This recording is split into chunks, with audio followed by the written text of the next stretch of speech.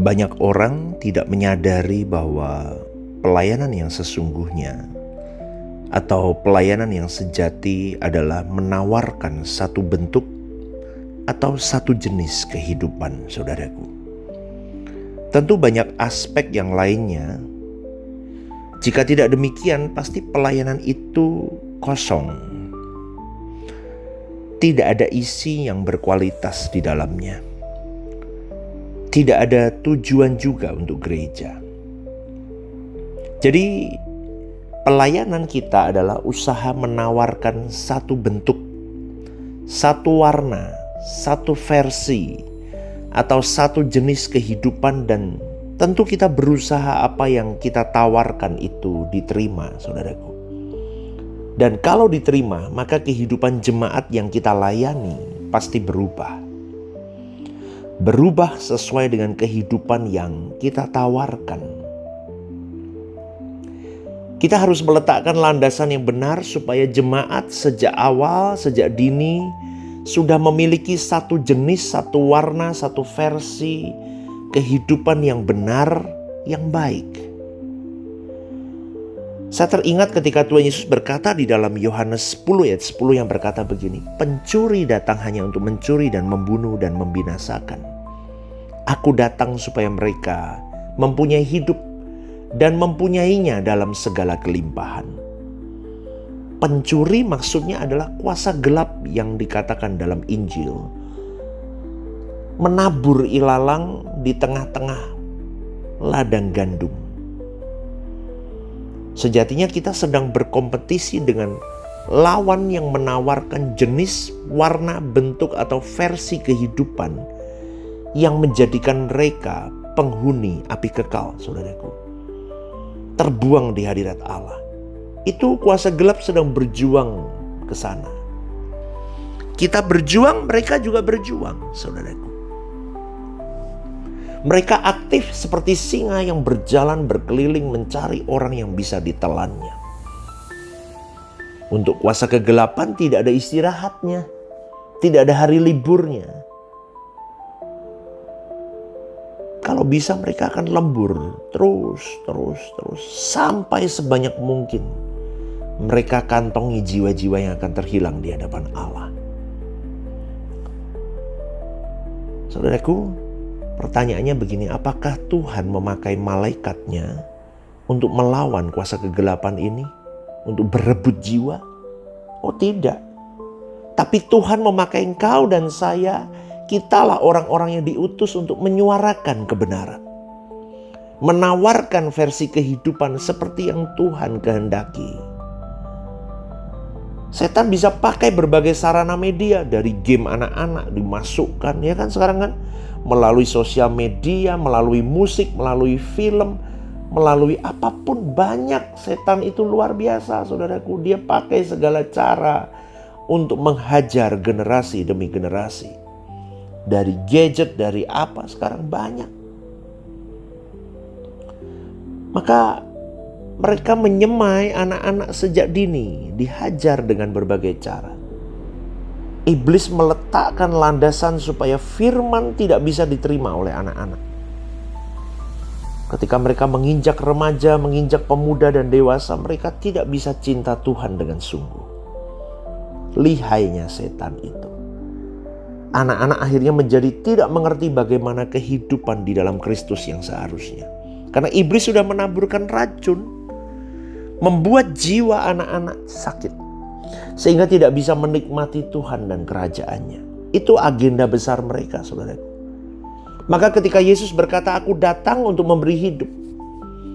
Akulah air hidup itu. Kalau kau menegukku, kau tidak akan pernah lagi haus." Betul kan? Air hidup. Akulah air hidup. Pasti hidup yang ditawarkan oleh Tuhan Yesus itu adalah hidup yang Dia kenakan, bukan hidup orang lain. Hidup yang Yesus kenakan, yang dilihat oleh murid-muridnya, yang karenanya Yesus bisa berkata, "Pergilah, jadikanlah semua bangsa muridku. Ajar mereka melakukan segala sesuatu yang kuperintahkan." Ajar mereka memiliki gaya hidup seperti gaya hidupku yang aku kenakan dalam hari-hari hidup. Saudaraku yang dikasihi oleh Tuhan, Kita harus menawarkan satu jenis kehidupan seperti itu. Jenis kehidupan seperti Yesus.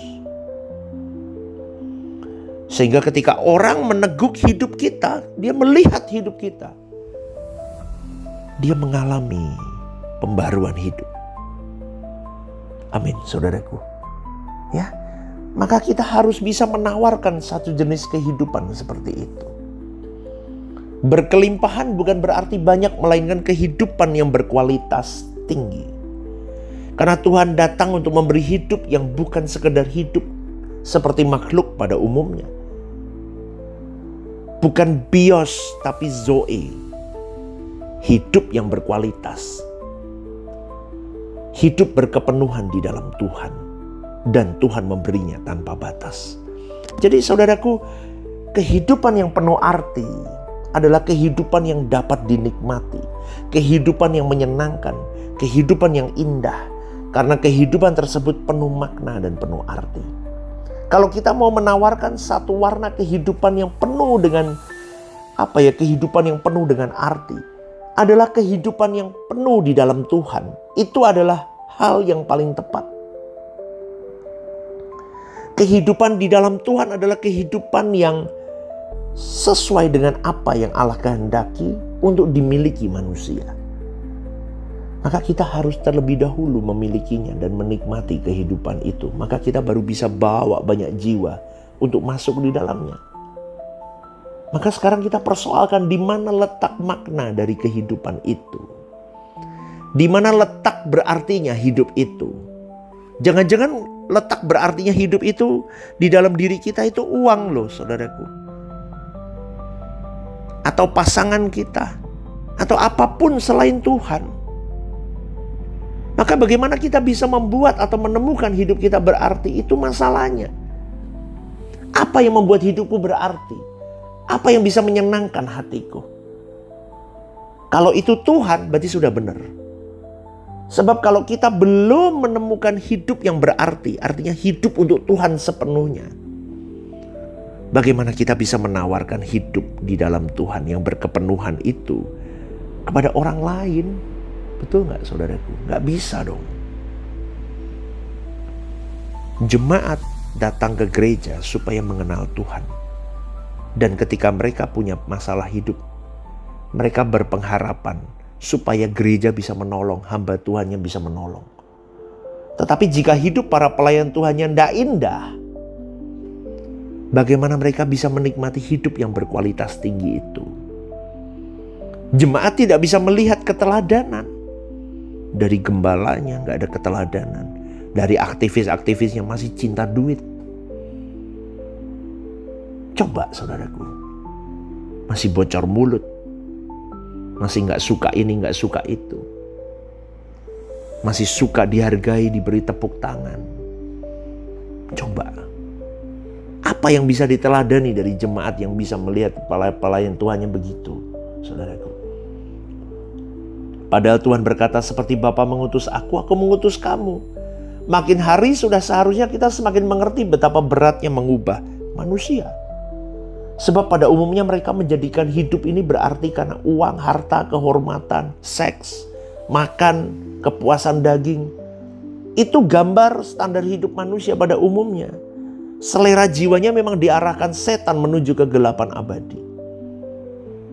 Maka sekali lagi saya ingatkan saudaraku, kalau kau melayani hati Tuhan, matikan dirimu.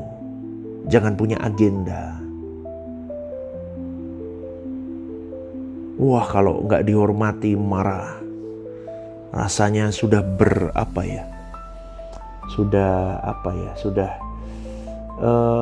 sudah menolong pekerjaan Tuhan kah? Aku sudah melayani loh.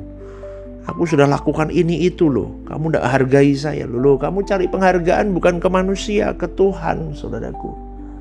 Itu penghargaan yang paling tinggi. Sama manusia Anda bisa kecewa. Itu gak selesai dengan dirinya. Terus bagaimana jemaat yang dilayani bisa melihat Yesus Kristus dalam hidup jemaat, dalam hidup para pelayan Tuhannya. Kalau modelnya kayak begitu, saudaraku. Maka dalam Yohanes 10 Tuhan berbicara soal gembala yang baik, yang menuntun domba-dombanya. Dan domba yang baik adalah domba yang mendengar suara gembalanya, supaya bisa menikmati rumput yang disediakan oleh sang gembala. Tapi memang ada juga domba yang nakal, yang tidak dengar-dengaran dengan suara gembalanya. Bahkan suara orang asing dia dengar dan ikuti. Ya, kita percaya bahwa gembala yang baik itu Tuhan Yesus. Tapi pertanyaan yang penting bagi kita, apakah kita sudah jadi domba yang baik, yang mengikuti suara sang gembala kita, supaya kita bisa sampai kepada rumput hijau tak bertepi itu. Renungkan ini saudaraku, supaya hidupmu dan hidupku tepat di pemandangan Tuhan. Ya, hiduplah kudus, hiduplah benar, dan jadilah berkat. Selamat pagi, Tuhan memberkati.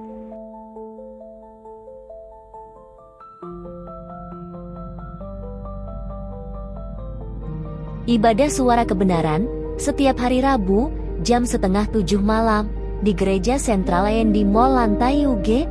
Ibadah Raya setiap hari Minggu jam 10 pagi di Gedung Gereja Sentralan Mall Lantai UG, disertai ibadah anak dan teens. Home Usia Indah setiap Jumat Minggu kedua jam 5:30 sore di Gedung Gereja. Ajak rekan dan saudara Anda untuk bergabung bersama kami.